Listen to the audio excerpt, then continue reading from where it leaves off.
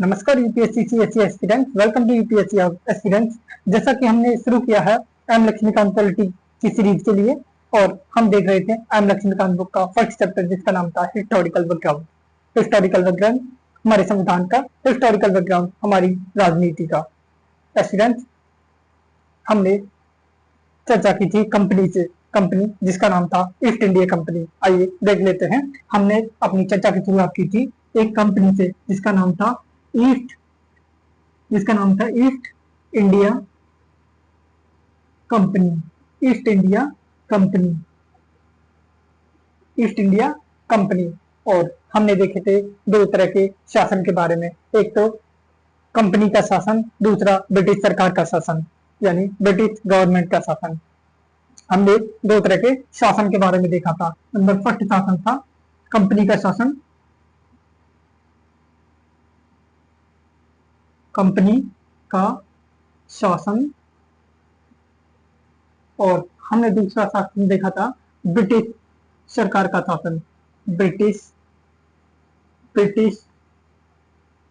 सरकार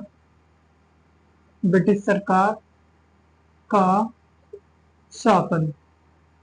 हमने देखा था ब्रिटिश सरकार का शासन।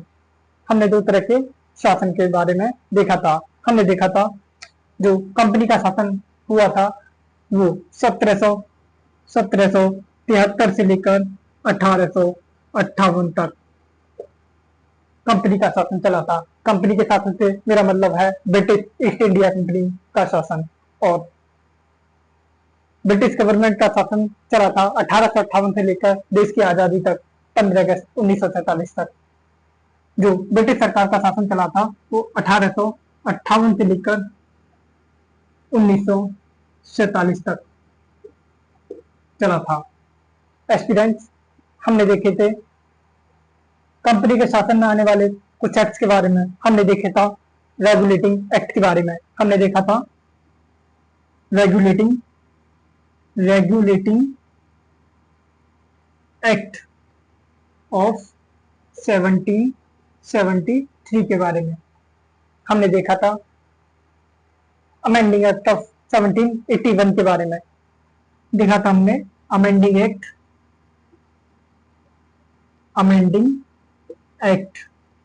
ऑफ 1781 के बारे में।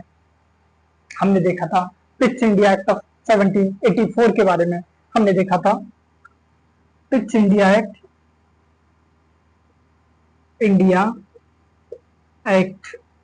1784 के बारे में। हमने देखा था एक्ट ऑफ 1786 के बारे में। हमने देखा था एक्ट ऑफ 1786 के बारे में। एक्ट ऑफ 1786 के बारे में यानी 1786 का अधिनियम। हमने देखा था चार्टर एक्ट ऑफ 1793 के बारे में।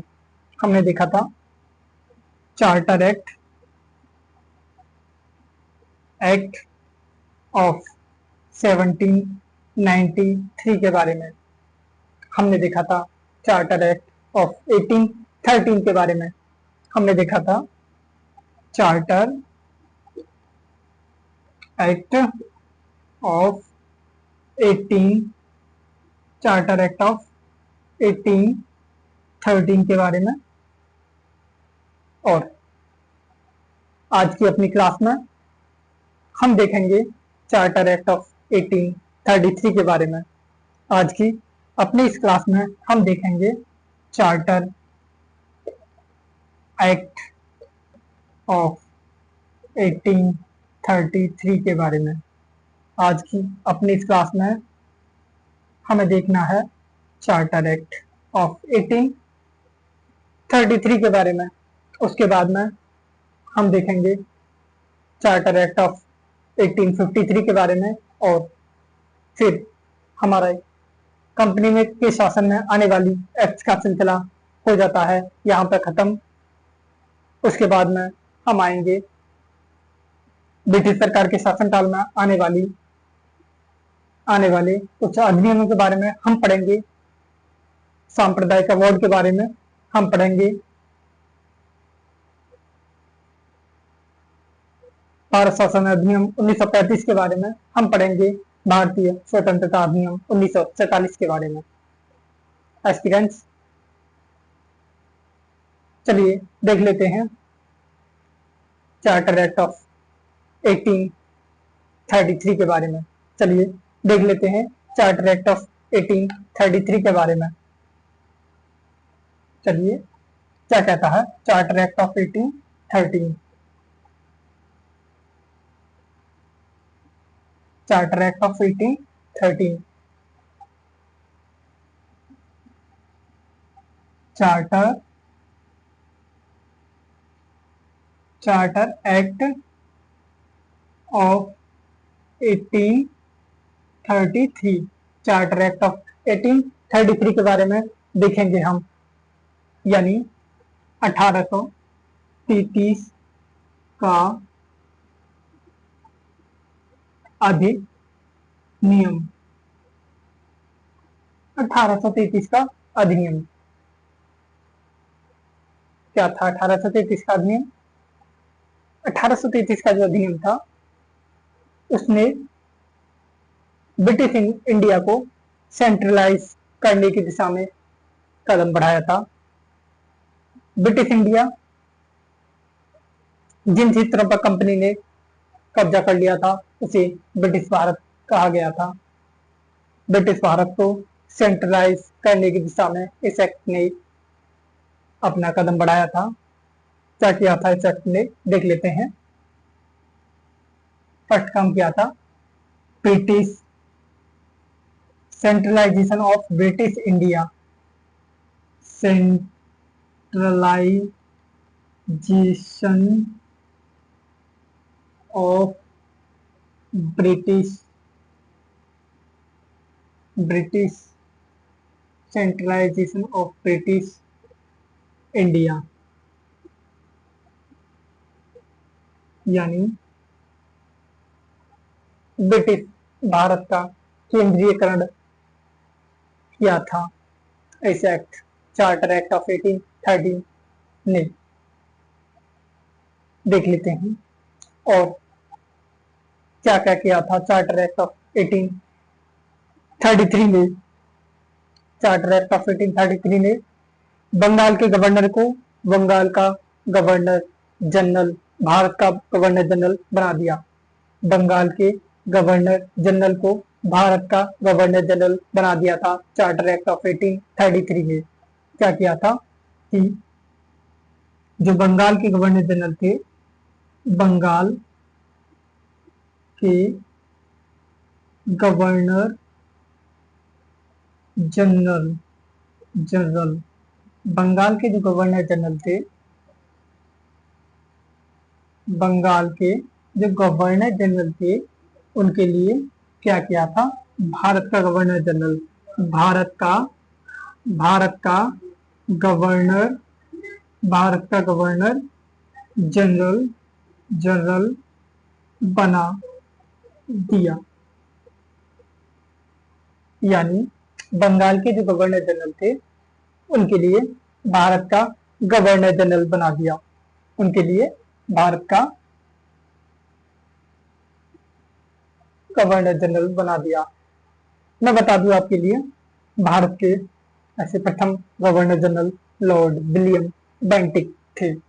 भारत के ऐसे प्रथम governor general, Bharat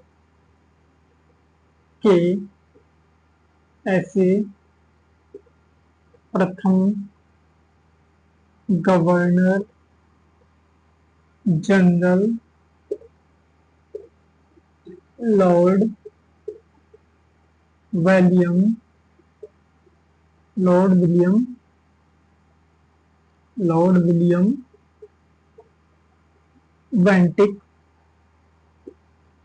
William Bentinck थे।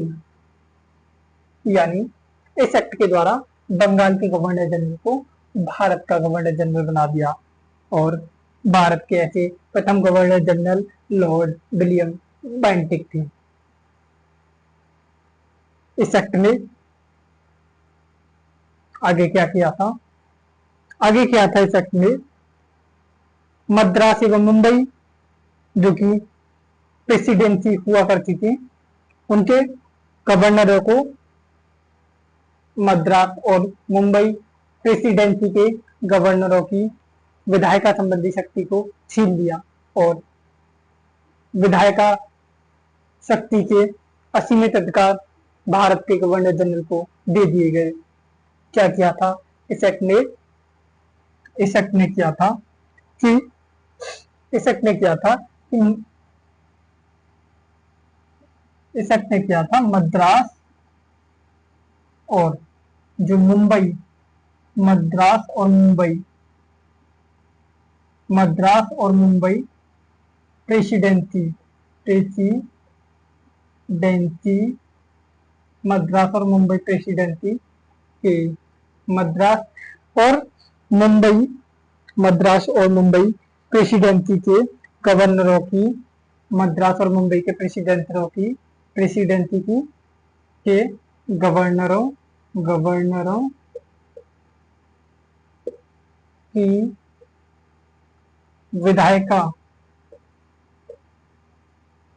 विधायिका संबंधी शक्ति छीन ली। मद्रास और मुंबई जो कि प्रेसिडेंसी हुआ करते थे, उन प्रेसिडेंसी के गवर्नरों की विधायिका संबंधी शक्ति छीन ली और विधायिका के असीमित अधिकार भारत के गवर्नर जनरल को दे दिए गए। इस एक्ट के द्वारा आगे क्या किया गया था कि ईस्ट इंडिया कंपनी जो कि एक व्यापारिक निकाय थी, व्यापार करती थी समूह के रूप में, उसके लिए प्रशासनिक निकाय बना दिया विशुद्ध रूप से, यानी पूरी तरह से नहीं। उसके लिए प्रशासनिक निकाय तो बनाया गया और पूरी तरह से नहीं, विशुद्ध रूप से उसे प्रशासनिक निकाय बना दिया गया। ईस्ट इंडिया कंपनी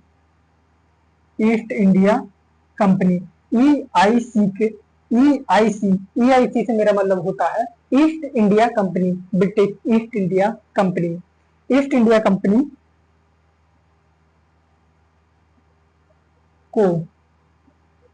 कंपनी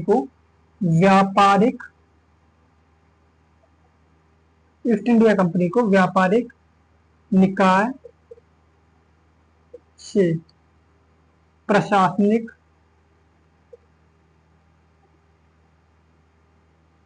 निकाय, व्यापारिक निकाय से विशुद्ध रूप से प्रशासनिक निकाय, ईस्ट इंडिया कंपनी को व्यापारिक निकाय से विशुद्ध रूप से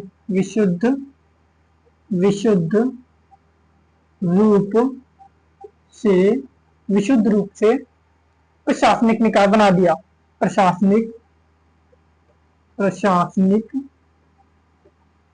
विशुद्ध रूप से प्रशासनिक निकाय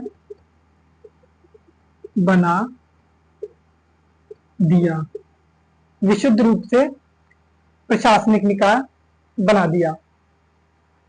आगे देख लेते हैं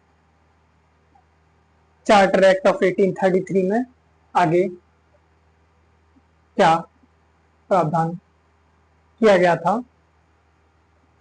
चार्टर एक्ट ऑफ 1833 में बताया गया था कि लोक सेवकों के लिए खुली भर्ती आयोजित की गई और कहा गया कि भारतीयों को किसी भी पद, कार्यालय,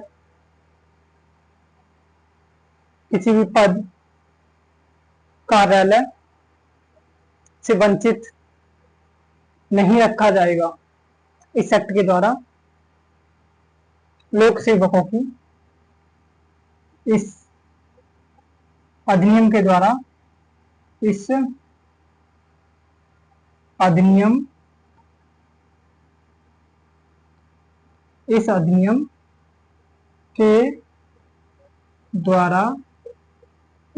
के द्वारा लोक सेवकों इस अधिनियम के द्वारा लोक सेवकों की खुली भर्ती प्रक्रिया का आयोजन कराया गया। लोक सेवकों की खुली भर्ती प्रक्रिया खुली भर्ती प्रक्रिया खुली भर्ती प्रक्रिया का आयोजन कराया गया। का आयोजन आयोजन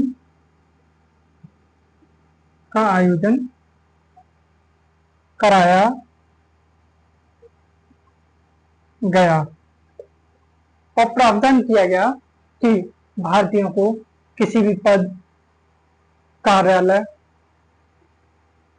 से वंचित नहीं रखा जाएगा। भारतीयों को किसी भी पद, कार्यालय से वंचित नहीं रखा जाएगा। और प्रावधान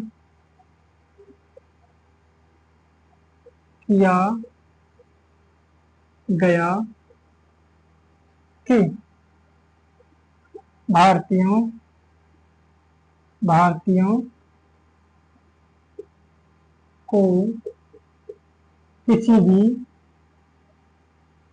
को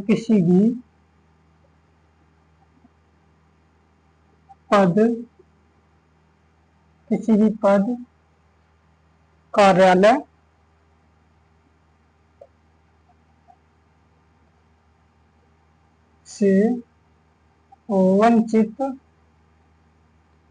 पद, कार्यालय से वंचित नहीं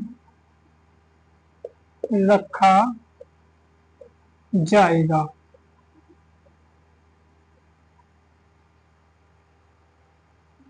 भारतीयों को किसी भी पद व कार्यालय से वंचित नहीं रखा जाएगा। हालांकि कमांडर इन चीफ की राय पर इस प्रावधान को माना नहीं गया था। हालांकि कमांडर इन चीफ की राय पर इस अधिनियम को माना नहीं गया था। तो आज की इस क्लास में यहाँ पर खत्म होता है चार्टर एक्ट ऑफ 1833 और आशा करता हूं कि आपने अच्छी तरह से समझा होगा और इससे आगे आने वाली क्लास में हम देखेंगे चार्टर एक्ट ऑफ 1853 के बारे में और जो कि ब्रिटिश ईस्ट इंडिया कंपनी के शासनकाल में आने वाला अंतिम चार्टर एक्ट था। तो इसी के साथ मैं आपसे लेना चाहूंगा विदाई। नमस्कार, धन्यवाद।